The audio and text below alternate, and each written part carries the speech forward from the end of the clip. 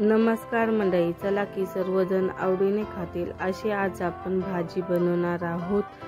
दम आलू बनवण्यासाठी बटाटे उकडून घ्यायचे। बटाटे उकडले की कढईमध्ये तेल टाकून घ्यायचं, त्याच्यामध्ये बटाटे फ्राय करून घ्यायचे। बटाटे फ्राय केले की एका प्लेटमध्ये काढून घ्यायचे। त्याच कढईमध्ये जिरे टाकायचे, खडे मसाले टाकायचे, कांदा टाकायचा। कांदा परतला, हिरवी मिरची टाकून घ्यायची, अद्रक लसूणची पेस्ट टाकून घ्यायची, त्याला परतून घ्यायचं।